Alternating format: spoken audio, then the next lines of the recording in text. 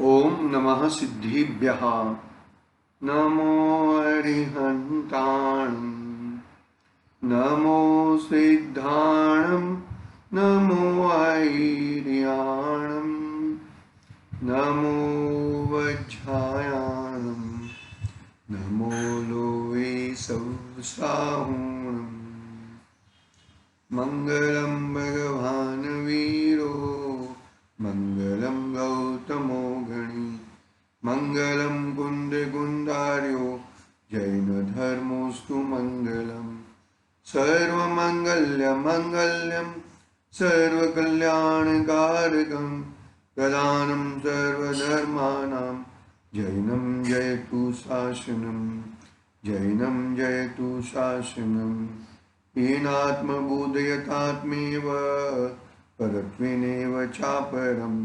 अक्षयनन्दबोधाय नमस्तु परमात्मने नमस्तु परमात्मने चेतिले चेतन चेत्या विना केम चालसी।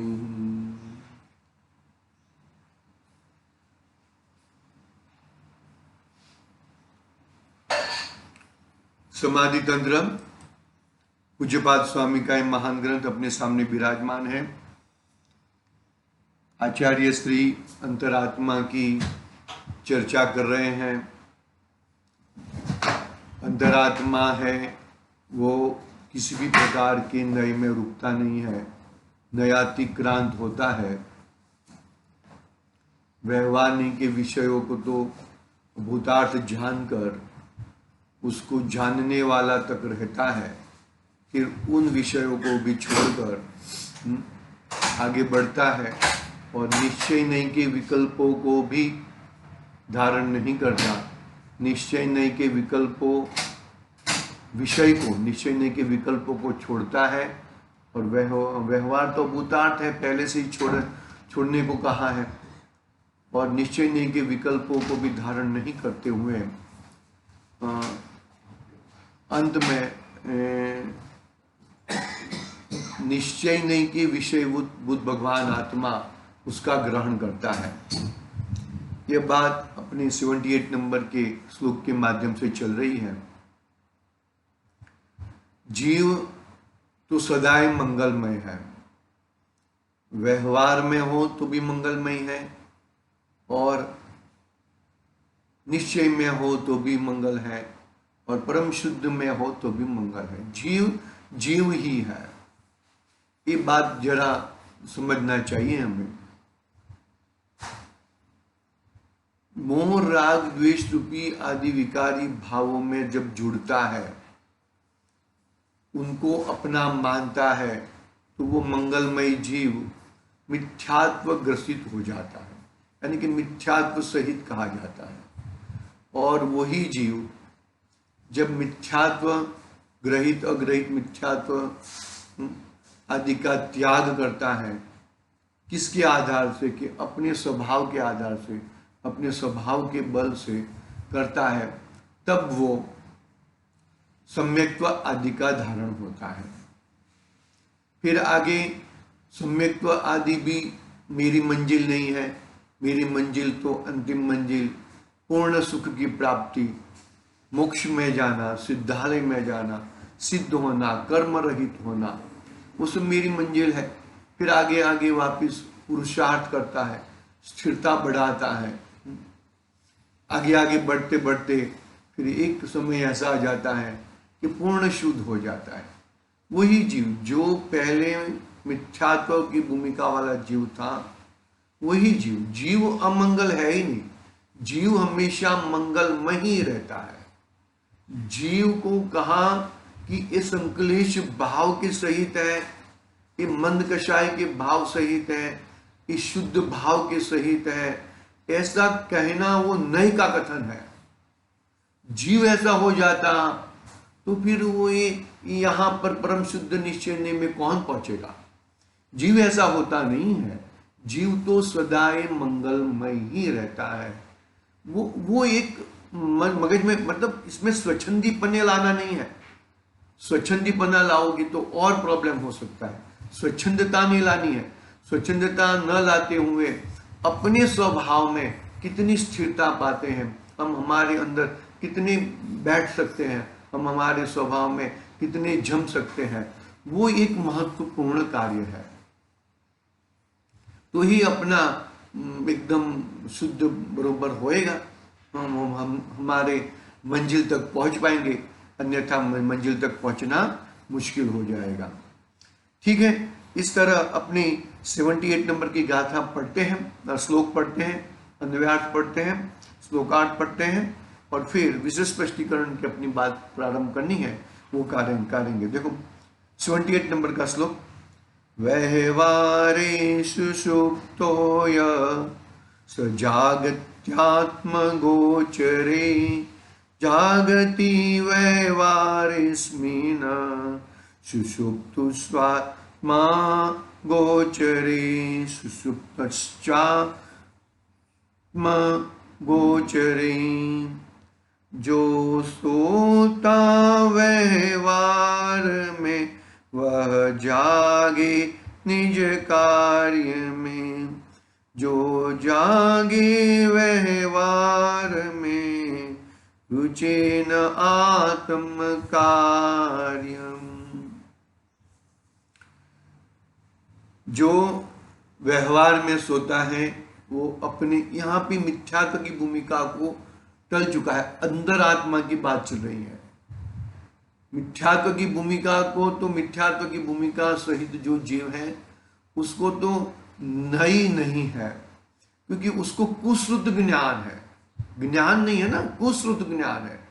श्रुत ज्ञान के अंश को नहीं कहा, क्या कहा? श्रुत ज्ञान के अंश को नहीं कहा, सम्यक ज्ञान के अंश को नहीं कहा, पर प्रमाण ज्ञान के अंश को नहीं कहा। तो जो प्रमाण में कब आएगा कि जब मिथ्यात्व की भूमिका टूटेगा तब प्रमाण में आएगा। प्रमाण में, प्रमाण को छोड़ना नहीं है और प्रमाण के बाहर जाना नहीं है, सॉरी, प्रमाण में रुकना नहीं, प्रमाण के बाहर जाना नहीं है और प्रमाण में रुकना भी नहीं है। बरोबर है, प्रमाण में रुके रहोगे तो भी गड़बड़ है, प्रमाण को छोड़ोगे तो मिथ्यात्व में चले जाओगे। प्रमाण को छोड़ना भी नहीं है और प्रमाण में रुकना भी, दोनों बोलते हो बहुत हमको अच्छा नहीं लगता है। प्रमाण में रुकना भी नहीं है और प्रमाण को छोड़ना भी नहीं है। प्रमाण में रुकना नहीं है, कौन सी अपेक्षा से भाई? प्रमाण से आगे नई ज्ञान लगाकर तू अपनी वस्तु तक पहुंच और प्रमाण को छोड़ तो बात ठीक है, लेकिन नए ज्ञान के पूर्वक तूने वस्तु को, स्वरूप को, वस्तु की तह तक पहुंचा नहीं और प्रमाण छोड़ेगा तो मिथ्यात्व में आए बिगड़ रहेगा नहीं। दोनों बात इतनी गंभीर है भैया, दोनों बात इतनी गंभीर, बहुत ही समझने जैसी बातें हैं। मतलब ये चीज को नहीं पकड़ोगे तब तक गड़बड़ हो जाएगी। मानो के संकलेश परिणाम है, संकलेश परिणाम मन मेरे को दूसरे ने करवाए, मन कषाय परिणाम दूसरों ने करवाए, ये शुद्ध परिणाम दूसरों ने करवाए, तो तू प्रमाण के बाहर है, प्रमाण के बाहर है। ये प्रमाण नहीं है, ये प्रमाण ज्ञान नहीं है, सम्यक ज्ञान नहीं है, शुद्ध ज्ञान नहीं है। ये शुद्ध ज्ञान किसे कहते हैं? कि ये जो संकलेश परिणाम हुए हैं वो मैंने स्वयं ही किया है, वो सम्यक ज्ञान है। ये जो मंद कषाय रूपी परिणाम जो वर्त रहे हैं वो भी मैंने ही किए हैं, मेरे आश्रय से ही हुए हैं। संकलेश परिणाम मेरे आत्मा के अनादर पूर्वक हुए हैं और मन कषाय रूप परिणाम आत्मा का कभी अनादर कभी आदर, तब मन कषाय रूप परिणाम हुए हैं और शुद्ध परिणाम मेरे स्वयं के द्वारा मेरे आत्मा का ही आदर। सोचना जरा, शब्दों में मत उलझना। बात बहुत गंभीर है भैया, ये सम्यक ज्ञान है, ये सम्यक ज्ञान है। फिर शुद्ध परिणाम में आ गया, फिर आगे बढ़ो। ये अरिहंत आदि का प्रयोजन है, तभी जाके अरिहंत भगवान के दर्शन हुए, ऐसे कहे। नहीं तो बाकी ये जो झुकता है ना, उठता है, अश्विन भाई कहते हैं कि वो तो एक्सरसाइज कर रहा है। क्या कर रहा है? एक्सरसाइज कर रहा है, व्यायाम कर रहा है वो। दर्शन ठीक से दर्शन भी नहीं करता वो, ठीक से दर्शन भी नहीं होते। ठीक है, आगे बढ़ते हैं। इसे स्पष्टीकरण पढ़ना है हमें। यहां आचार्य ने यह बताया कि प्रवृत्ति निवृत्ति रूप व्यवहार में, अर्थात अहिंसादि, भक्ति, व्रत, नियमादि शुभ प्रवृत्ति रूप व्यवहार में और हिंसा, झूठ, चोरी आदि अशुभ कार्यों से निवृत्ति रूप व्यवहार में, इस प्रकार दोनों व्यवहार में जो अतत्पर होता है, अतत्पर होता है, नहीं तो निरंतर ये सब परिणाम आते रहते, अहिंसा के परिणाम, भक्ति के परिणाम, नियम आदि के परिणाम, अरे आते हैं, करने भी चाहिए। मतलब ये अहिंसा, व्रत, भक्ति नियम पूर्वक होनी ही चाहिए, लेकिन उसका कर्ता बन के नहीं, सहज भाव से। सहज भाव यदि जाना है, अच्छी तरह से पहचानना है, तो कर्ता कर्म अधिकार पढ़ना भैया। शुभ प्रवृत्ति रूप व्यवहार में और हिंसा, झूठ, चोरी आदि अशुभ क्रिया से निवृत्ति रूप व्यवहार में, इस प्रकार दोनों व्यवहारों में जो अतत्पर होता है वही आत्मानुभव कर सकता है। परंतु भक्ति आदि शुभ कार्यों की प्रवृत्ति से और अशुभ कार्यों की निवृत्ति से आत्मानुभव की प्राप्ति नहीं होती। बहुत कड़क लिखा है, क्या कहा? व्यवहारों में अतत्पर रहना है, बरोबर, अतत्पर रहना है, और उनके वही आत्मानुभव कर सकता है, वो ही आत्मानुभव कर सकता है। परंतु भक्ति आदि शुभ कार्य को ही आत्मानुभव मान लेगा।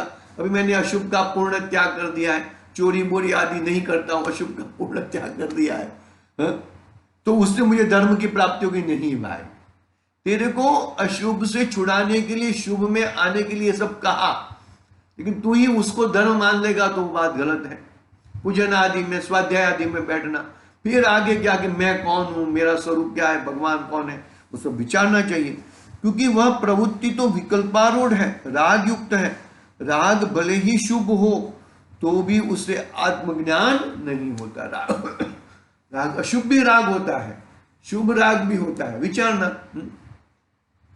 ज्ञानी तो आत्मस्वरूप में स्थिरता रूप प्रवृत्ति करता है, इसलिए उसको व्यवहार धर्म से स्वयं निवृत्ति होती है। ज्ञानी आत्मस्वरूप में स्थिरता रूप प्रवृत्ति करता है, इसलिए उसको व्यवहार धर्म में स्वयं निवृत्ति हो जाती है।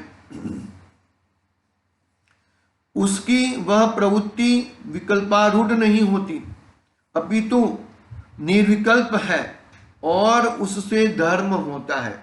अपितु वह निर्विकल्प है और उससे धर्म होता है। कैसे?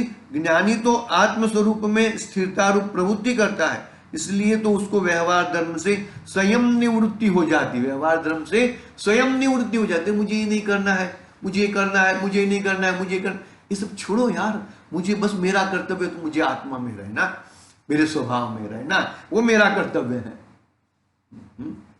विकल्पारूढ़ नहीं है, अपितु निर्विकल्प है और उससे धर्म होता है। निर्विकल्पता से ही धर्म होता है। निर्विकल्पता कैसे आएगी? निर्विकल्पता विकल्प से नहीं आएगी। विकल्प करते करते निर्विकल्प होंगे ऐसा नहीं है भैया। शुभ के विकल्पों के माध्यम से सर्वथा शांति पूर्वक अपने आत्मा संबंधी विचार करेगा, वो भी विकल्प दशा है। मैं आत्मा हूं, वो भी विकल्प दशा है। मैं जयेश नहीं हूं, वो तो चलो वो बात चलेगी, लेकिन मैं आत्मा हूं वो भी विकल्प दशा है। वो विकल्प से भी विराम पामेगा। विकल्प दशा, वो भी विकल्प नहीं रहेगा। अरे मैं तो मैं ही हूं, मैं तो मैं ही हूं, मतलब विकल्प के द्वारा नहीं, अंदर में सहज ऐसा। भाई उसके लिए पुरुषार्थ करना पड़ता है, उसके लिए चोटी बांध के बैठना पड़ता है। ज्ञानी को अस्थिरता के कारण कदाचित पूजा भक्ति आदि का शुभ राग आता है, परंतु वह उसको भला नहीं मानता। उसका उससे स्वामित्व अथवा कर्ता बुद्धि नहीं है।